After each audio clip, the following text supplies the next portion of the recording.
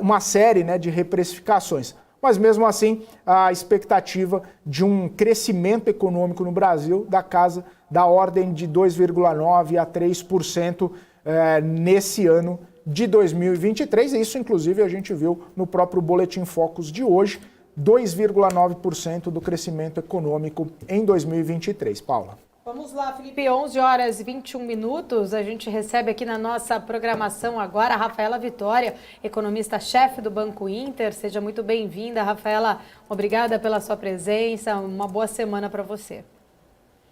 Bom dia, Paula, bom dia a todos, é sempre um prazer estar aqui com vocês.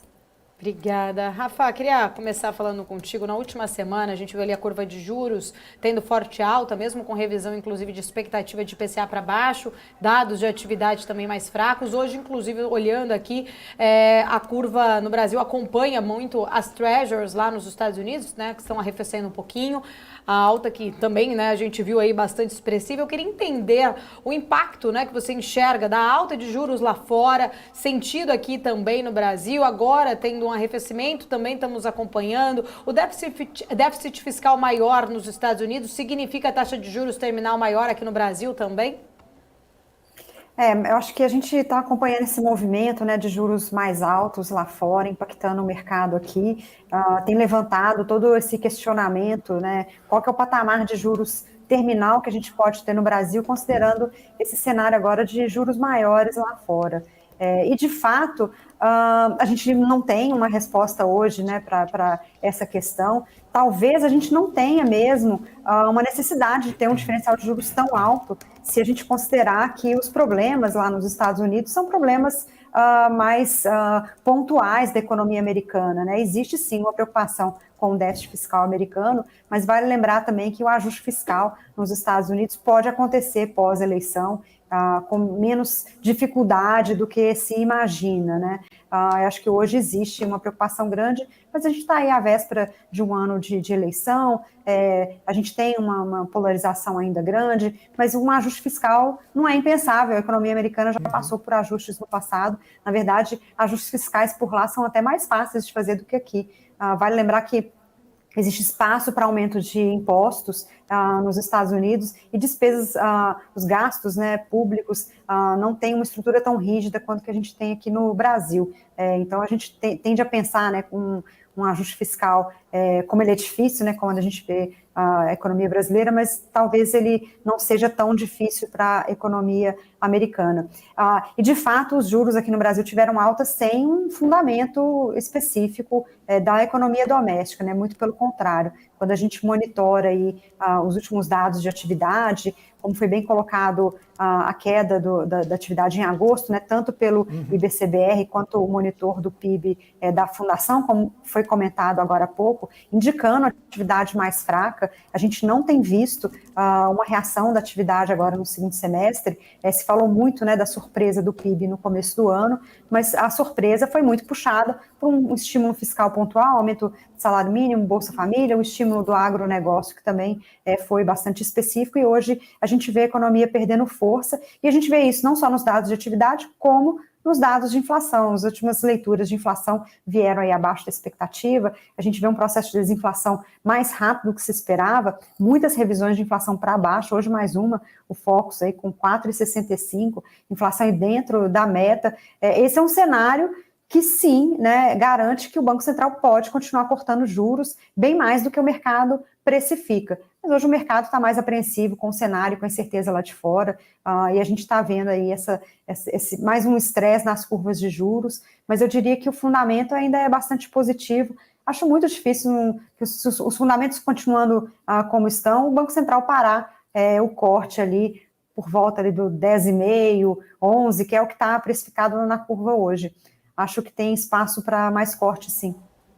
Rafaela, você tocou num ponto aí, acho que interessante, né? Você trouxe a questão do IBCBR. Hoje, inclusive, o Focus trouxe uma redução na projeção do PIB. A gente viu aí na semana passada esse IBCBR em queda. Atividade, a gente viu que fez muito pico em abril, mas desde então vem desacelerando. Essa restrição monetária, inclusive, ela ainda é significante para essa retomada, vamos dizer assim, deste setor, para esta queda, né, que a gente vê aí, essa desaceleração, vamos dizer assim. Teremos, então, aí um terceiro e quarto trimestre com a atividade andando mais de lado, você acredita? Sem dúvida, a restrição monetária é o principal ponto aí da queda da atividade. A gente vê isso via o canal crédito. Quando a gente olha os dados de crédito do ano, o crédito desacelerou muito. Isso tem sido pouco falado, tanto pelo Banco Central quanto pelo mercado, né? A queda na concessão de crédito esse ano, ela é bem significativa. O crédito deve crescer em cerca de 7% no ano, em termos nominais. Isso é muito baixo.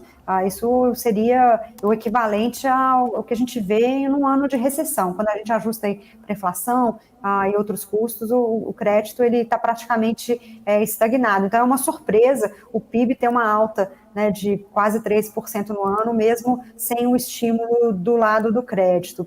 E fato é que a alta do PIB, como eu comentei, ela foi mais pontual, mais do setor agro e alguma coisa de aumento de gasto fiscal que teve impacto no primeiro semestre. Sem dúvida, perde força. A gente tem uma expectativa de um PIB negativo para o terceiro trimestre, entre menos 0,2%, menos 0,4%. Existe um risco do PIB também ser ligeiramente negativo no quarto tri. A princípio, a gente está vendo mais uma estabilidade, mas eventualmente a gente pode ter até uma recessão técnica, né, com duas leituras negativas de atividade agora no segundo semestre. Sim, a restrição monetária ela é o principal impacto para essa queda na atividade, e a gente vê isso bem no investimento, né? Então, acho que o destaque que a gente tem para esse PIB mais fraco é o lado do investimento, que perdeu muita força, né? Juros altos significa menos investimento, não só a Selic, né, mas os juros reais longos, eles também têm impactado as decisões de investimento da boa parte das empresas no Brasil. Oi, Rafaela, bom dia. É Felipe Nascimento falando agora. Inclusive, esse ponto específico, né, eu queria abordar e expandir um pouco mais, porque a questão do crédito, a gente teve um efeito muito forte posterior a janeiro, né, com toda aquela situação de Americanas. Eu queria entender um pouco da sua visão, se isso está atrelado mais também com Americanas ou mais por conta da restrição do crédito por conta de uma taxa de juros mais elevada que a gente tem visto aí até pouco tempo atrás, quando começou o ciclo de flexibilização. E claro, né, quando a gente olha para o juro futuro, também tem essa expectativa. E um segundo momento, né, sobre essa questão do PIB, que até no próprio monitor do PIB da FGV falou da preocupação com a formação bruta de capital fixo, que é uma expectativa, né, de investimento, uma expectativa mais para frente. Se essa frustração, ou pelo menos uma menor formação bruta, acaba também impactando nas expectativas do PIB, não para o quarto, mas talvez para o ano que vem, para a gente não ter uma expansão desse crescimento visto nesse ano de 3%, já que a gente está vendo um crescimento bem mais abaixo, projetado também no Boletim Focus. Sem dúvida é uma preocupação essa queda forte do investimento. Eu acho que ela está ligada não só com os juros mais altos, mas está ligada também com esse cenário de incerteza maior, que a gente tem um pouco de incerteza do setor externo, né? Bem ou mal as commodities tiveram alguma queda esse ano, uma acomodação, mas alguma incerteza também aqui dentro, né? Reforma tributária, potencial aumento de impostos. Acho que várias medidas do governo, que foram algumas anunciadas, outras tiveram algum andamento, outras tiveram retrocesso. Na verdade, né, o governo cedeu em alguns pontos, mas algumas das discussões que a gente teve com o novo governo trouxe mais a incerteza para o mercado, e isso tem tido um impacto direto nas decisões de investimento. Então, sim, é uma preocupação. A queda do investimento está, de certa maneira, mais ligada com os juros, mas esse cenário de incerteza local e externa também contribui para decisões de investimento e, com certeza, eu acho que é o principal ponto para uma expectativa de PIB menor para o próximo ano. Sem investimento, a gente não tem como, né, a gente ter uma expansão de PIB mais significativa, não só no próximo ano, né, mas nos próximos anos, né? Então, esse é um ponto de atenção aí que precisa ser revertido. Eu acho que controlar a narrativa fiscal, a mostrar o caminho do ajuste fiscal com maior clareza, pode ter um impacto nas taxas de juros e fazer com que o investimento volte. Do lado do crédito, eu acho que sim, o evento da Americanas no começo do ano trouxe uma preocupação de maneira geral com o mercado, principalmente o mercado de capitais, que desacelerou significativamente no primeiro semestre, mas agora no segundo semestre começa a voltar. Efeitos como esse da Americanas tendem a ser mais pontuais, mas contribuiu nesse momento de aceleração dos juros, de mais conservadorismo por parte do mercado e dos bancos, contribuiu sim para que a gente tivesse uma desaceleração maior no crédito. Mas o mercado de capitais volta agora no segundo semestre, a gente viu os últimos dados aí de setembro, com emissões de debêntures aí recuperando para o patamar que a gente vinha acompanhando no ano passado. Então, existe apetite também para o investidor. A gente vê até uma pequena redução aí dos spreads, né, mostrando essa normalização do mercado. O mercado de capitais mostra que tem apetite do investidor, sim. As empresas estão mais reticentes, porque as taxas estão maiores, né? A gente viu muitas empresas esperando ali um melhor momento para fazer emissão, mas considerando uma situação de liquidez que começa a ficar menor, afinal de contas, né, o mercado de capitais ficou muito tempo mais parado, as empresas agora voltam com emissões mais robustas para essa recomposição de liquidez, e o mercado mostra que tem sim, tem demanda para essas emissões. Ô, Rafaela, e falando no mercado especificamente, né, a gente tem comentado bastante sobre esse cenário um pouco mais turbulento lá fora, e as empresas do cenário doméstico, né, que estão mais atreladas aqui ao consumo doméstico, elas se segurando, né, e sem muito ímpeto por conta dessas incertezas. Claro que tem o cenário doméstico também, como você muito bem falou, a questão fiscal, tem toda essa discussão ainda sobre receitas, despesas, não saber exatamente qual vai ser o futuro, né? Como que a gente vai fechar esse orçamento para o ano que vem. Mas você vê, né, olhando pelos indicadores, né, um juro com expectativa mais para baixo, com uma inflação expectativa mais para baixo, a partir do momento que a gente tiver um clareamento, né, dessa situação, a gente pode ver as empresas do setor mais doméstico, que estão mais atreladas ao consumo, que estão mais atreladas e sensíveis a juro e inflação, elas podem experimentar ganhos, apetite do investidor, como você falou, o apetite para o crédito, a gente pode ver um apetite para a bolsa também, ou esse ficaria para um segundo plano, para um segundo momento, justamente por conta dessa situação que a gente está vivendo agora, ainda uma aversão ao risco por parte dos investidores? A gente pode sim ter uma melhora, né, ao longo dos próximos meses. Eu acho que a questão fiscal, ela ainda é uma questão que não tem uma solução definitiva no Brasil, mas, por outro lado, a questão fiscal não é uma questão tão dramática como foi lá em 2014 e 2015, né? A gente teve um aumento de gastos esse ano, a gente tem um governo que tem um pouco mais de dificuldade em controlar gastos, mas a gente tem um caminho para esse ajuste, né? Então, existe uma solução para esse ajuste e a gente pode chegar a um ajuste de maneira mais lenta. Obviamente que zerar o déficit em 2024 é uma tarefa muito difícil, mas se a gente te aproximar de um déficit zero nos próximos anos, já sinalizaria para o investidor uma trajetória de dívida estabilizando, e isso já seria positivo para os juros. Eu acho que hoje a preocupação lá fora é maior do que a preocupação com o fiscal, até porque quando a gente olha a questão fiscal brasileira no relativo, ela também não é tão grave, né? Problemas fiscais existem aí no mundo todo, então a busca pelo ajuste fiscal, ela acontece em vários países, aqui no Brasil não é tão diferente de outros países. Aqui a gente tem uma carga tributária um pouco mais alta, o que dificulta, né, esse trabalho do governo em aumentar a arrecadação. A gente precisa ver uma retomada da economia para que, de fato, a arrecadação volte a crescer e a gente caminhe para esse déficit mais próximo de zero. Mas, de maneira geral, acho que, passada esse momento maior de incerteza nos Estados Unidos, e quando a taxa de juros encontrar um equilíbrio, que não deve ser essa taxa aí próxima de 5, com inflação de 2,5, né? A taxa de juro real hoje, ali próxima de 2,5, ela está bastante elevada. acho que tem questões técnicas por trás, a gente pode ver uma melhora aqui no Brasil, sim. Como eu falei, eu acho que tem espaço para a Selic cair, mesmo com um juro um pouco mais alto nos Estados Unidos. A nossa inflação no curto prazo tem uma dinâmica favorável. Não vejo o governo indo para um caminho de expansão fiscal, pelo menos não por enquanto. Esse risco existe, mas o que a gente vai ter é um ajuste fiscal mais lento, mas a gente não vê uma nova expansão fiscal a partir do próximo ano, como a gente teve esse ano. Isso trouxe aí mais incerteza, acabou prolongando, né, a Selic mais alta por mais tempo. O Banco Central só começou a cortar a Selic em agosto, mas no próximo ano o que a gente vê é algum ajuste fiscal, um fiscal um pouco mais neutro, não vê um sinal de expansão fiscal, e com isso a inflação pode continuar nessa trajetória de queda, e nessa trajetória, a inflação de 3,70 para o próximo ano, 3,80, como mostrou o Focus hoje, é uma trajetória que existe um espaço grande para corte na Selic. A gente não precisa de um juro real hoje de 7%, 8% na nossa economia. A gente pode ter um juro real mais próximo de 5%, e isso ajudaria, né, nessa queda da Selic nos próximos, principalmente no primeiro semestre de 2024, e aí sim a gente poderia ver o mercado animando com esses setores, né, os setores da Bolsa que são mais correlacionados com essa expectativa de juros.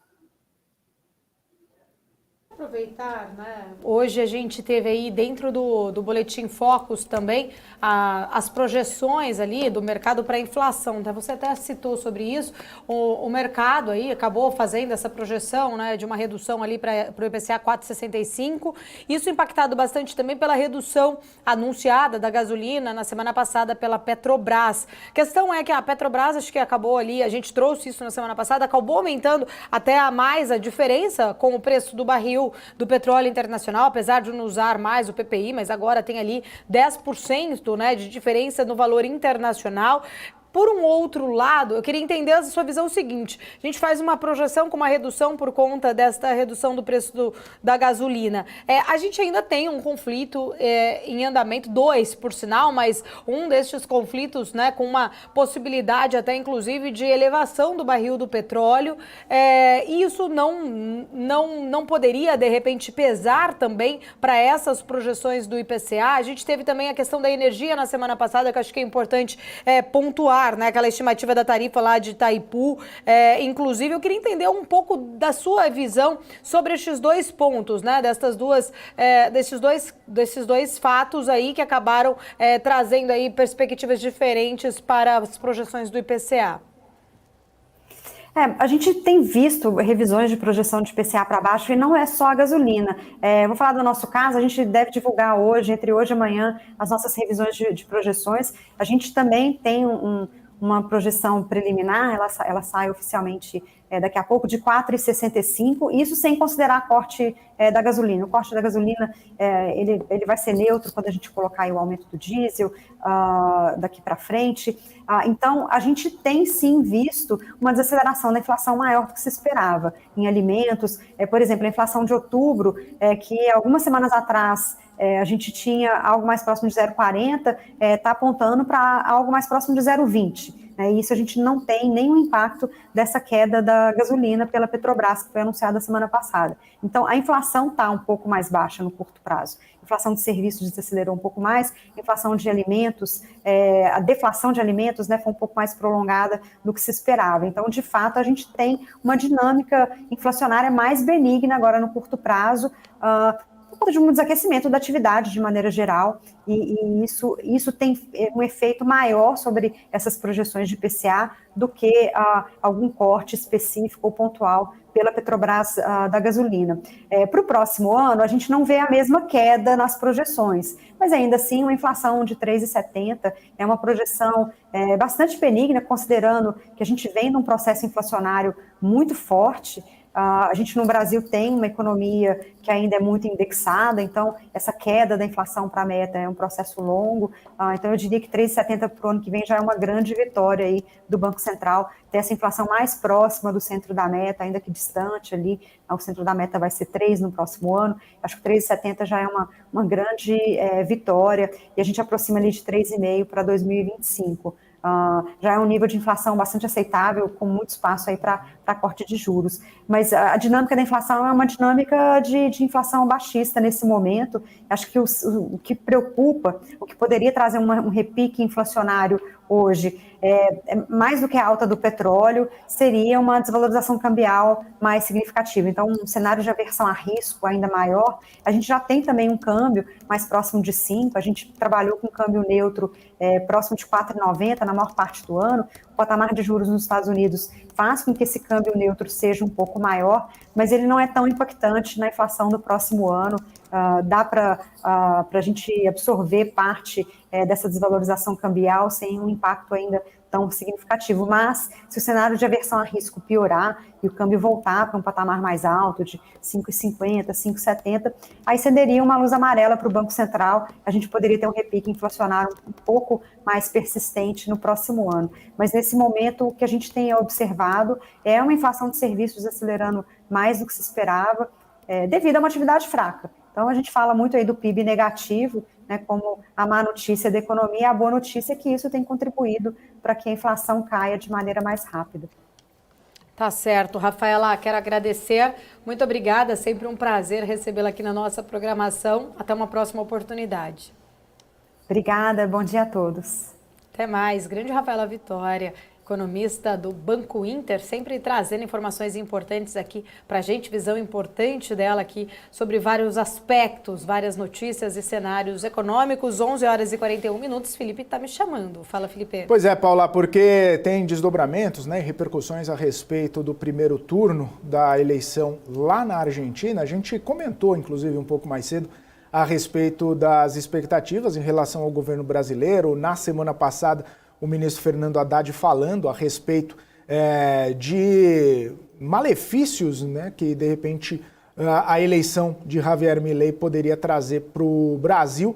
E Haddad falou agora há pouco a respeito desse primeiro turno, dessa ida de Javier Milei e também de Sérgio Massa para o segundo turno. Só lembrando, Sérgio Massa com 30% e praticamente 36% dos votos, Javier Milei cerca de 30% dos votos, foram para o segundo turno. O ministro da Fazenda, né, diz que a integração do Mercosul é muito importante para o Brasil. Ele diz que o Mercosul não é importante só para nós, mas também consolidar uma integração regional, integração de toda a região, especificamente falando sobre essa possibilidade de um próximo presidente argentino estar ou não dentro do bloco, participar ou não do bloco.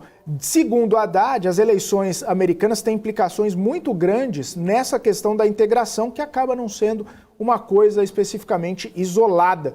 Disse que gosta de pensar numa América do Sul mais integrada, negociando com a União Europeia de uma forma mais forte.